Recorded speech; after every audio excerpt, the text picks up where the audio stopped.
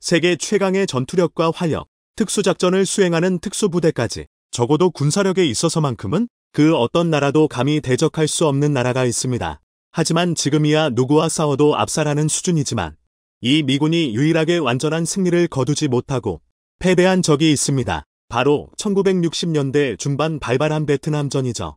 그런데 당시 세계 최강이라던 미군이 가진 최고의 비밀무기는 다름 아닌 한국군이었습니다. 그 위험이 얼마나 대단했던지 미군 내에서는 고작 60만 명 파병한 한국에게 전쟁의 지휘를 맡기고 한국군의 지시를 받는 것이 어떨까라며 심각하게 고민했다고 합니다. 심지어는 북베트남의 지도자였던 호치민은 전장에서 한국군을 만나면 될 수 있으면 교전을 피할 것을 주문했을 정도로 한국군의 활약은 대단했는데요. 지난 2014년 12월 31일에 개봉한 국제시장이라는 영화는 우리나라 근현대사의 주요 사건들을 박진감 넘치게 때로는 유머러스하게 다룸으로써 엄청난 흥행에 성공했습니다. 한국전쟁이 시작을 알린 흥남철수 작전 후부터 파독 광부, 간호사 이야기, 베트남 파병, 이산가족 찾기 운동까지 40년대에 태어난 어른들이 모두 겪은 실제 사건들이죠. 그런데 황정민 배우가 영화에서 가장 젊은 시절을 가장 치열하게 보낸 장소는 바로 베트남이었습니다. 결혼자금이 부족한 여동생을 위해 전쟁터에서 일하는 대신에 보수를 받기로 결정한 것입니다. 그런데 영화에서 황정민은 군인이 아니었음에도 전쟁터로 보내지는 말도 안 될 법한 이야기가 전개되지만 이 말도 안 되는 상황이 1964년에는 가능했습니다. 존 F. 케너디 대통령은 제3세계에서 중국과 소련 등의 사회주의 국가에 의한 민족해방운동을 미국에 대한 정면 도발로 받아들이고는 1962년 비전투요원을 파견했는데 이들에게 만약 적으로부터 공격받는다면 전투에 임해도 좋다는 특별명령까지 하달함으로써 참전을 공식화했죠. 그리고 1964년 7월 말 북베트남의 공격으로 미 해군 구축함이 공격받은 동킨만 사건을 계기로 미국 의회는 대통령이 필요한 모든 조치를 취할 수 있도록 하는 케네디 후임 존슨 대통령은 베트남 전쟁에 본격 참전합니다. 그런데 당시 단독으로 베트남전을 치르기에는 부담이 됐기 때문에 우방국들에게 지원을 요청했는데 충에는 한국도 포함됩니다. 1차 파병 당시 의무병 130명과 태권도 교관 10명 등 2차 파병에서는 비둘기 부대 2,000명을 건설 등의 대민지원군으로 그리고 3차 파병부터는 전투부대가 파병됩니다. 당시 한국은 너무 가난했던 탓에 더 이상 이렇게 공짜로 파병할 수 없다는 생각에 박정희가 미국을 방문했는데 그 자리에서 존슨 대통령은 한국이 전투병력을 파병해준다면 이에 한국은 해병대의 청룡을 포함해 육군의 맹호, 백마, 음마, 십자성, 백구부대 그리고 현 특전연안인 공수지구대까지 순차적으로 파병했죠.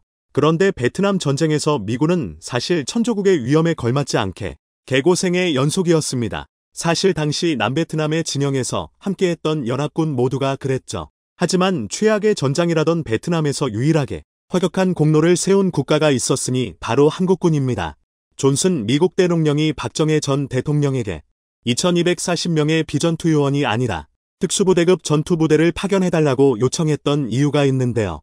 그건 바로 전 세계에서 거의 유일하게 실전을 겪은 지 불과 얼마 되지 않은 국가였기 때문입니다. 불과 10여 년 전까지 한반도에서는 한국전쟁이 있었고 3년이라는 긴 시간 동안의 실전 경험을 갖춘 전투 베테랑들을 원했던 것이죠.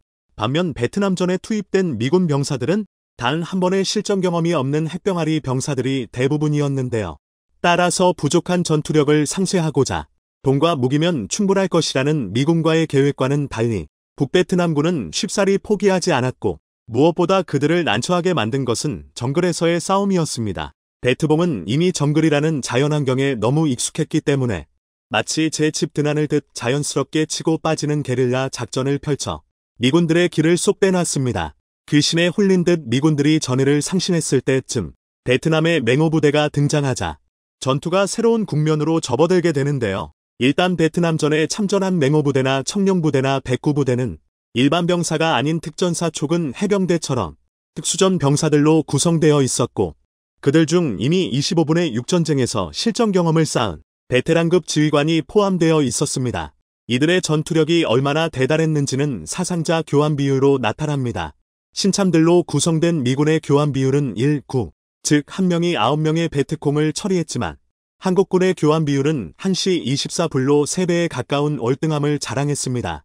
그래서 한국에서 파병된 부대와 베트콩이 같은 비율로 맞붙었을 때는 한국군이 압살해버림으로써 베트콩에게 한국군은 공포의 대상이었습니다. 그리고 이러한 전과는 한국군이 베트남에 치른 총 5만 9천 번의 전투에서 항상 일어나는 상황이었죠. 알려진 바에 따르면 한국군이 파병되기 전에 베트콩 사이에서 미군은 그냥 정글에서 쉽게 대응하다 피하면 되는 그저 그런 군인으로 여겼다고 합니다. 덩치가 산처럼 거대한 미군들은 울창하게 우거진 밀림에서 자유롭지 못해 상대적으로 왜소한 베트콩들에게는 오히려 간단했죠. 하지만 한국군은 달랐습니다. 체격도 베트콩과 큰 차이가 없었고 이미 한국에서 3년의 실전을 경험한 지휘관의 명령을 받는 군인들은 움직임 자체가 달랐습니다. 베트콩에게서 노획한 한 비밀 문서에 따르면 북베트남군을 지휘하던 호치민은 한국군을 만나면 무조건 대응하려 하지 가급적이면 정면 충돌을 피하라고 주문했다고 하죠. 100% 승리를 장담할 수 없는 경우에는 한국군과는 가급적이면 교전을 피하라고 지시한 것이죠.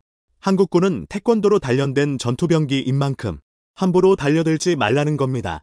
이렇게 한국군들의 활약이 이어지자 세계 최강의 전투력과 화력을 갖춘 미군 사이에서는 차라리 이 베트남전을 아예 한국군에게 맡겨버리는 게 어땠을까라며 심각한 논의가 있었다고 하죠. 이 내용은 당시 미국의 한 언론사의 기사로도 게재가 되었는데 1966년 3월에 발간된 에반스빌 전언은 베트남전을 아예 한국군에게 맡겨보는 것은 어떨까? 오만에 불과한 한국군은 몰래 침입해 문제를 야기한 적을 단 하루 만에 격퇴했다. 프랑스에 대항해 베트콩이 장악한 중부의 한 지대는 지금 한국군이 완벽히 통제하고 있다면서 이 논의가 실제라는 사실을 증명해줍니다. 그런데 한국군이 가장 큰 활약을 펼쳤던 전투는 따로 있습니다. 베트남전의 패배를 벗어나 명실상부한 세계 최강의 전투력을 보유한 미군은 전 세계가 도대체 왜 저런 훈련을 아직까지 실시하냐며 비아냥을 받아도 포기하지 않고 진행 중인 훈련이 있습니다. 바로 지하 땅굴 전투훈련입니다. 그런데 요즘 들어 그 훈련의 강도는 더욱 강화되면서 매년 수천 명을 땅굴 전투훈련에 투입하고 있다고 하죠. 현재 미군이 땅굴 전투훈련에 매진하는 이유는 북한이 현재도 아무도 모르게 준비하고 있다는 땅굴 침투에 대비한 것이라고는 하지만 미군이 비아냥을 감수하면서도 이를 감행하는 것은 자신들이 겪은 악몽으로 벗어나기 위해서입니다. 바로 베트남 전쟁에서 겪은 최악의 패배였죠. 사실 베트남 전쟁은 땅굴 전쟁이었다고 불러도 무방할 만큼 땅굴은 큰 골칫덩어리였습니다. 특히 구피 땅굴이라 불리던 곳은 미군에게 있어서 최악의 공포를 선사했습니다. 구피 땅굴은 호치민이 미군을 피해 숨거나 게릴라전을 위해 만든 땅굴로 깊이가 최대 8m에 이르며 총 길이가 250km에 이릅니다. 통로는 가로 50cm에 세로 80cm로 협소하지만 내부는 무기고 식당, 침실, 주방, 수술실까지 갖추었을 정도로 넉넉함을 자랑했습니다.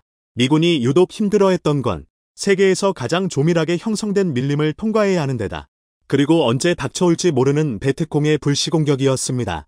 그리고 그 무엇보다 두려운 존재는 지하에 존재하는 거대한 군사기지였습니다. 땅굴에서 생활한다는 것은 알았지만 그 아래에 군사기지가 있을 것이라고는 생각지도 못했죠. 미군은 처음에는 이 땅굴을 침투해 베트콩을 섬멸하기 위해 땅굴쥐라 불리는 정예부대를 투입했습니다. 하지만 땅굴은 지옥이었죠. 땅굴의 입구를 찾아 손잡이를 잡아당기면 연결된 수류탄이 폭발하기도 했고 때로는 위에 설치해둔 정갈이 쏟아지기도 했으며 어두운 719로 몸을 던지면 날카롭게 세워진 죽창에 깊은 상처를 입었습니다. 베트콩이 유난히 좋아하던 이 죽참 함정은 특히 미군의 목숨을 엄청나게 마사갔는데 죽창의 존재가 위험한 것이 아니라 죽창 모서리에 발라둔 독 때문이었습니다. 죽창에 발이 찔리거나 몸에 약간 상처가 생기면 이는 얼마든지 치료할 수 있지만 이 죽창에 발라진 개똥에는 엄청난 양의 세균이 득실거려 한번 상처 입으면 다시 회복하는 것이 거의 불가능했다고 알려집니다. 어피어피 이런 위험들을 간신히 피해 땅굴에 진입해도 그 다음이 문제였습니다. 공간이 협소한 관계로 갈, 권총 등 최소한의 무기만 활용할 수 있었고 모퉁이를 돌 때마다 적군이 갑작스럽게 기습하거나 독사를 풀어놓음으로써 미군에게 극강의 공포를 선사했습니다. 처음에는 지원자로 땅굴쥐를 선발했던 미군은 그 악명 높은 땅굴에서의 작전에 지원하는 지원자가 없어 모진 고생을 겪었다고 알려져 있는데요.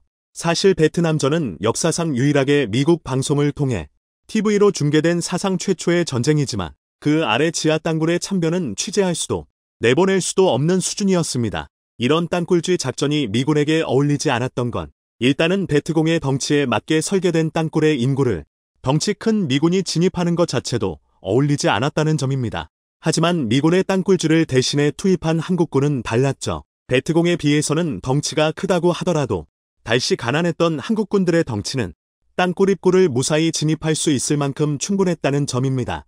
이에 베트공은 부비트랩, 정갈, 죽장 등으로 무장시킨 더 많은 땅굴 입구를 만들어 한국군을 오인하도록 만들므로써 한국군의 땅굴 침입을 막아냈지만 더 큰 문제는 따로 있었습니다. 한국에서 파병된 특수부대원들이 이제 땅굴 입구를 찾아내 대응하는 속도가 눈에 띄게 빨라졌다는 점입니다.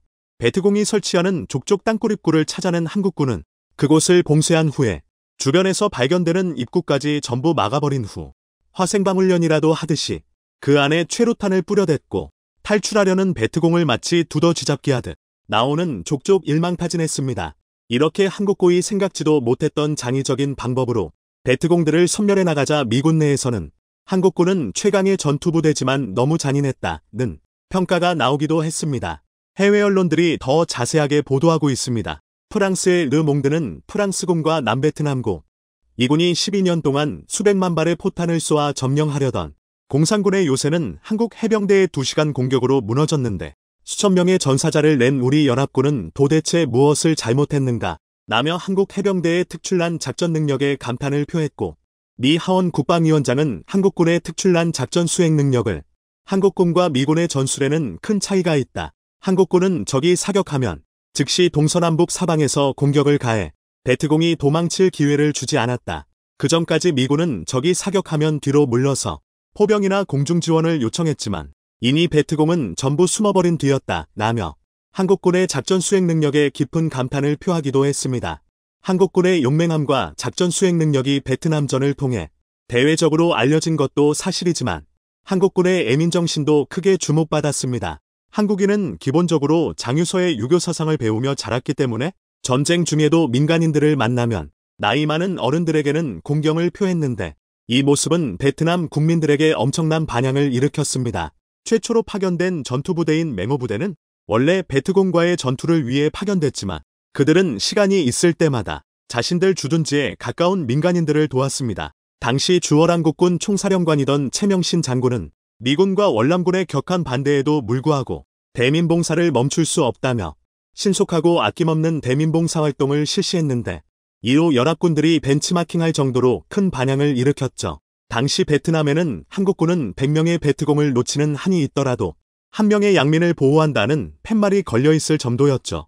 일례로 맹호부대가 주둔하던 고보이 지역에서 주민들의 가난함을 목격한 부대원들은 상부의 지시 없이 독자적으로 민간인을 도왔습니다. 특히 산모작이 가능한 베트남에서는 필수적으로 물이 넉넉해야 한다는 생각을 바탕으로 자신들의 힘으로 고보이댐을 건설해 주었죠. 이 사실은 전 세계 언론들의 엄청난 주목을 끌었고 한 미국 언론은 전투력은 최상인데다 애민정신이 투절한 한국군에게 아예 이 베트남 전쟁을 맡겨버리는 것이 어떨까라는 의견을 제시하기도 했죠.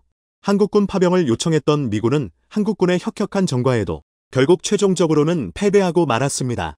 연합군이 이겼어야 했는지 북베트남군이 이겼어야 했는지는 판단하기 어렵습니다만 적어도 한국이 현재의 위치에 오기까지는 베트남 전쟁에 파병된 젊은이들, 독일로 파견된 광부 및 간호사, 중동 건설 현장에서 땀 흘려 외화를 벌어오던 건설 근로자들 모두의 노력이 있어 가능했습니다. 이 모든 이들의 피, 땀, 눈물, 그리고 희생을 한 번쯤 떠올리는 하루가 되었으면 좋겠습니다. 러시아의 패권 확장주의가 북한에 영향을 미치고 있습니다. 이는 마치 몰락 직전의 구한말, 대한제국의 상황과 흡사한 상황입니다. 게다가 해외에서 북한에 관한 분명한 몰락 조짐이 감지되면서 북한의 상황이 매우 심각한 지경에 이르고 있음을 시사하고 있습니다. 이는 구한말 대한제국의 상황에 비교해서 보게 될 수 있는데 대한제국의 상황과는 약간 다른 부분이 있습니다. 즉 러시아를 끌어들여 일본을 견제하고자 했습니다. 그것을 하지 않았더라면 대한제국은 영미의 지원하에 통립을 유지했을 가능성이 큽니다. 그러나 대한제국은 러시아를 끌어들여 부산 영도에 조차지, 즉 영도를 러시아에게 사실상 매각하다시피 하여 러시아 땅으로 만들게 해서 러시아의 극동 유일의 부동함을 마련해 주려 했습니다. 이는 영미일의 강력한 반발을 불러왔습니다. 결국 일본에 의해 대한제국이 먹혀버리는 상황이 오고야 말았습니다. 비슷한 일이 북한에 일어나고 있습니다. 첫 번째, 러시아의 경제권. 러시아의 패권 확장주의가 북한에 영향을 미치고 있는 상황은 역사적으로 중요한 의미를 가집니다. 이는 구한말 대한제국의 상황과 매우 유사한 양상을 보이고 있습니다. 북한은 현재 식량 부족과 경제적 어려움에 직면해 있으며 이러한 상황에서 러시아와의 경제적 결속은 점점 강화되고 있습니다. 특히 11월 평양에서는 북한과 러시아가 하나의 경제권을 형성하려는 시도가 포착되었습니다. 북한은 식량 부족 문제를 해결하기 위해 무기 생산에 집중하고 있으며 이를 통해 러시아와의 무기 거래를 활성화하고 있습니다. 반면 러시아는 무기 수요와 식량 공급의 풍부함을 바탕으로 북한과의 경제적 교류를 강화하고 있습니다. 이러한 상황은 북한 내부에서도 변화를 가져오고 있습니다. 북한은 기존 쌀을 주식으로 하는 식문화에서 밀가루, 제품을 활용한 다양한 빵 요리 개발에 박차를 가하고 있습니다. 이는 러시아와의 식량, 거래가 북한 사회에 미치는 영향을 보여주는 사례입니다. 그러나 이러한 경제적 의존성은 북한 내에서 경제적 불균형을 초래하고 있습니다. 과거 중국과의 밀무역을 통해 성장한 장마당 계층이 돈줄을 쥐고 있었던 돈주계층으로 성장했었던 반면 중국과의 교역을 중단하고 러시아와의 경제 교류에 더욱 집중하며 정권으로의 직접적 자금 흐름을 만들고 있습니다. 이는 장마당 경제의 붕괴를 가져오고 소수 권력층에게만 특혜가 돌아가는 상황을 만들고 있습니다. 북한의 경제적 사회적 구조에 중대한 변화를 가져오고 있으며 이는 국제사회에서 북한의 위치에도 영향을 미치고 있습니다. 북한의 이러한 변화는 향후 남북한 관계와 한반도의 미래에 중요한 영향을 미칠 것으로 예상됩니다. 이는 또한 통일에 대한 희망과 북한 정권의 변화에 대한 기대를 촉발시키는 중요한 요소가 될 수 있습니다. 두 번째, 구한말의 상황과 너무 닮은 현재 북한의 상황은 역사적으로 대한제국의 말기와 많은 유사점을 가지고 있습니다. 구한말 대한제국은 러시아의 해양 세력 확장을 위한 국제 지정학적 판도 변화의 중심에 서 있었습니다. 당시 국제사회 특히 무역 대국들은 러시아가 조선을 통해 부동항을 장악하고 태평양으로 나아가는 것에 큰 부담을 느꼈습니다. 이러한 역사적 상황은 오늘날 북한과 러시아의 관계와 매우 흡사한 양상을 보이고 있습니다. 현재 러시아와 북한이 하나의 경제권으로 통합되는 과정에서 러시아는 북한의 항구를 이용하여 자신의 해양 세력을 확장할 수 있는 위치에 있습니다. 러시아의 블라디보스토크 항구는 부동항으로 알려져 있지만 겨울철에는 얼음이 어는 항구로 크게 항구를 확장하기에는 어려움이 있습니다. 게다가 너무 추워서 많은 인구가 몰려 살기에도 어렵습니다. 반면 북한의 동해안 지역이 러시아에게는 이상적인 부동항으로 작용할 수 있습니다. 이 지역은 겨울에도 얼음이 얼어붙지 않고 수온과 겨울철 기온이 비교적 따뜻하기 때문입니다. 특히 신포시 일대 함경도의 남해안 일대의 경우엔 서해양성 기후라는 아주 훌륭한 기후 특색을 보입니다. 이 금싸라기 지역이 러시아령처럼 바뀌게 될 가능성이 농후하다는 것이죠. 북한이 러시아에 사실상 종속되는 상황이 되면 러시아 군대가 북한의 주요 도시들을 항만도시로 활용할 가능성이 있습니다. 함흥, 원산, 신포, 나진 등의 도시들이 러시아의 항만도시화될 수 있으며 이는 북한 내부의 정치적, 경제적 구조에도 큰 변화를 가져올 것입니다. 북한은 이렇게 항만을 빌려줘서 돈을 버는 것을 잘합니다. 장성택 역시 중국에게 항만을 조차해주는 사업을 벌였던 인물입니다. 낮은 선봉 일대에는 중국이 장기 조차한 항만이 있습니다. 이러한 항만을 러시아가 차지할 수 있습니다. 러시아는 북한의 2천만 인구를 먹여 살릴 수 있는 충분한 식량 자원을 보유하고 있으며 이는 북한이 러시아의 필요를 충족시키는 데 큰 역할을 할 것입니다. 이러한 상황은 구한말 대한제국이 부산의 영도섬을 러시아에게 떼어주려고 했었던 상황과 상당히 흡사합니다. 다행히 러시아가 생각보다 일찍이 몰락하는 바람에 대한제국은 러시아에게 부산 영도섬을 떼어주지 못했습니다만 당시 구한말 상황과 현재 북한 러시아의 상당히 매우 유사합니다. 세 번째, 구한말과 다른 게 있다면 이젠 남한이 있다. 구한말과 현재 북한의 상황을 비교할 때 한 가지 중요한 차이점은 바로 남한의 존재입니다. 과거 구한말 시기에는 러시아의 영향력 확장을 견제하기 위해 국제사회가 일본의 개입을 방관했던 것과는 달리 현재는 남한이라는 독립된 국가가 존재합니다. 이는 한반도의 미래와 통일에 대한 전망에 중요한 영향을 미칩니다. 2018년까지만 해도 북한과 국제사회와의 협상 여지가 있었으나 2023년 현재는 상황이 크게 달라졌습니다. 최근 중국에서 발생한 대규모 탈북자들의 북한 송환 사건과 이들이 겪은 비참한 운명은 북한 당국의 인권 실태에 대한 국제사회의 우려를 더욱 증폭시켰습니다. 이러한 사건들은 북한 당국과의 협상이나 요소가 더 이상 국제사회의 기준에 부합하지 않음을 보여줍니다. 유엔에서도 이러한 상황을 반영하여 유엔 제3위원회는 최근 북한 인권 결의안을 19년 연속 채택했습니다. 이는 북한이 국제사회에서 점점 더 고립되고 있다는 것을 시사합니다. 이러한 국제적 고립은 북한 정권에 대한 압박을 증가시키며 정권의 변화를 촉진할 수 있는 요소가 될 수 있습니다. 남한의 존재는 한반도의 미래에 대한 회망의 근거가 됩니다. 남한은 경제적 정치적 안정성을 바탕으로 한반도의 평화와 통일을 위한 중요한 역할을 할 수 있습니다. 국제사회가 남한을 지원하고 한반도의 통합을 도모할 가능성은 희망적인 전망을 제공하기도 합니다. 네 번째, 연쇄적 북한 대사관 폐쇄. 북한의 구한말 대한제국의 역사와 많은 유사성을 보이고 있으며 특히 국제사회에서의 고립 상태가 두드러집니다. 대한제국 시기 경제적 어려움으로 인해 해외 영사관을 운영하는 것조차 어려웠던 상황과 유사하게 현재 북한은 연쇄적인 대사관 폐쇄로 인해 국제사회에서 점점 고립되고 있습니다.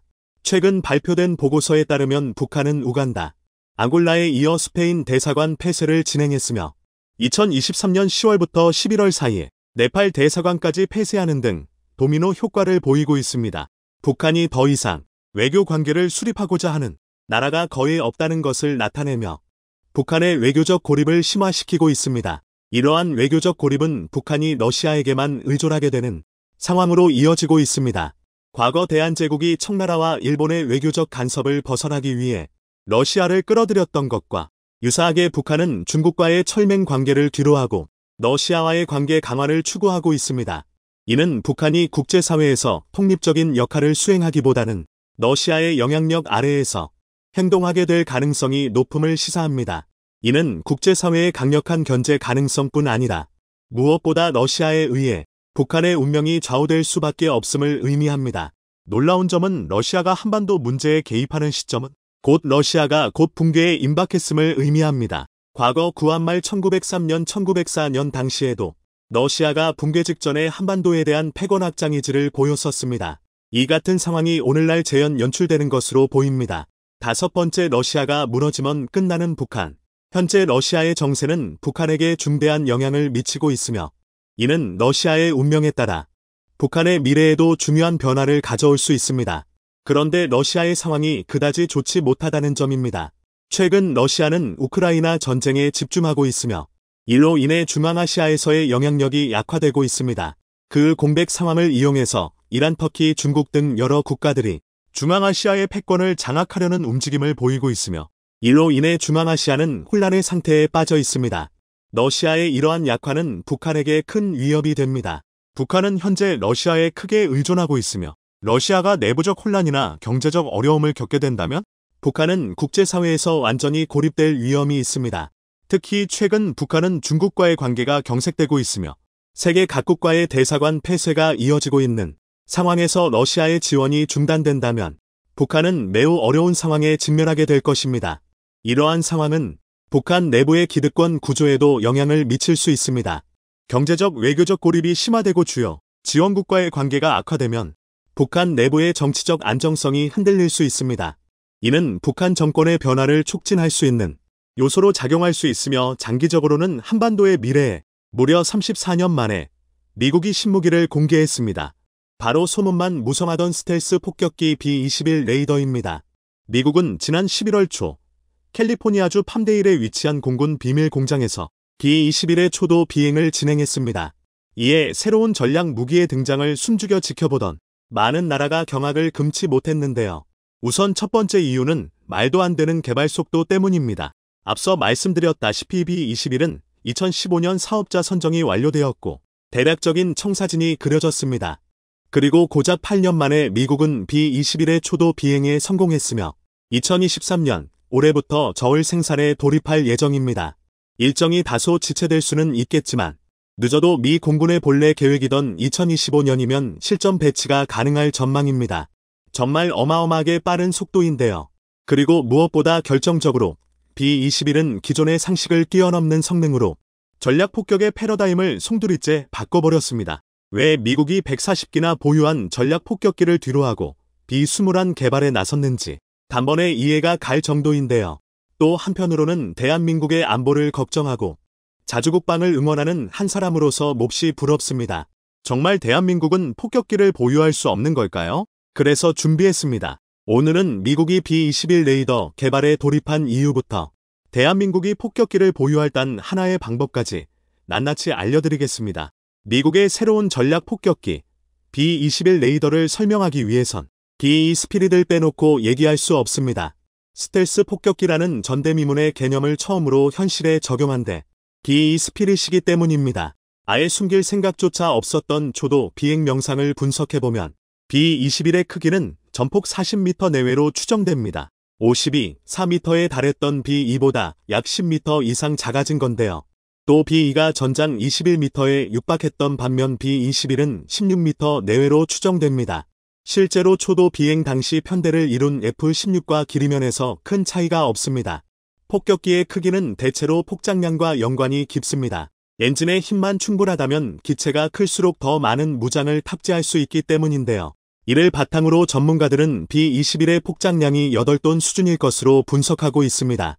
B-2 자체도 폭장량이 18톤에 불과했는데 이보다 크기가 줄어들었으니 당연한 얘기입니다. 그러나 범용성 측면은 B-21이 훨씬 높습니다. B-21은 B-2에서 적용했던 2개의 내부 무장창에 더해 좌우로 하나씩 보조 무장창이 확인됩니다. 이 보조 무장창에 공대공 미사일이나 스텔스 드론을 탑재할 가능성이 높은데요. 6세대기 개념을 통해 증명된 L-기반 무인기 윙맨을 운용하거나 공대지, 공대공 작전을 모두 수행하는 게 가능해지는 것입니다. 즉, 전략폭격기의 전통적인 역할인 핵무기 투발뿐만 아니라 공중조기경보 통제기 수준의 전투 지휘부터 요격기 임무까지 모두 수행하는 셈입니다. B-21 1기가 폭격기 편대를 대체하는 건데요. 또 일각에서는 이 보조 무장창에 SAW 차세대 공대지 미사일이 탑재될 것이라는 분석도 제기되고 있습니다. SIAW는 접근 금지 거부 환경, 예컨대 탄도미사일 발사대나 레이더 기지, 위성방해 시스템, 전자전장비 등 고가치 목표물을 직접 타격하기 위해 설계된 미사일입니다. 그동안 미국은 SIAW를 극비리에 개발하면서 동시에 유일하게 스텔스기에서만 운용할 수 있는 성능 때문에 골머리를 식어왔는데요. 극초음속에 가까운 속도의 스텔스 미사일이지만 스탠드오프 타격이 가능할 만큼 사거리가 길지 않았기 때문입니다. 게다가 SIAW는 크기 때문에 F-22 랩터 내부 무장창으론 운용이 불가능해 사실상 F-35를 제외하고는 운용할 수 있는 전투기가 없었습니다. 하지만 B-21이라면 이 새로운 공대지 미사일을 오히려 적극적으로 운용할 수 있을 것입니다. 전반적으로 B-21은 B-2보다 폭장량이 낮아졌음에도 고성능, 최첨단 무장을 탑재함으로써 그 간극을 줄인 것으로 추측되는데요. 미사일의 위력이 B-2를 생산했던 1987터부터 2000년대보다 올라간 것도 한몫합니다. 예를 들어 당장 사거리만 2500km 이상인 초장거리 핵탑재 공중발사 순항미사일 약은 181레소를 운용할 수만 있으면 더 이상 폭장량은 중요하지 않다는 건데요. 미 HM-181LISO를 운용할 수 있는 게 B-51을 제외하곤 B-21 레이더뿐입니다. 더군다나 B-21은 B-2 스피릿에 탑재되었던 GF-118 엔진 대신 펜드-W PW-9000이 탑재되었습니다. 해당 엔진은 연료 소모율을 대폭 감소시킨 것으로 알려져 있으며 이 덕에 B-21의 작전 범위 역시 상당히 향상되었을 것으로 추정됩니다. 여기에 더해 40m에 달하는 폭격기를 고작 지름 4.1cm의 골프공 수준으로 보이게 만드는 말도 안 되는 스텔스 능력이 더해지면 현존하는 어떤 방공 레이더도 B-21을 포착하는 게 불가능합니다. 이쯤이면 왜 미국이 B-21을 개발했는지 짐작할 수 있으실 텐데요.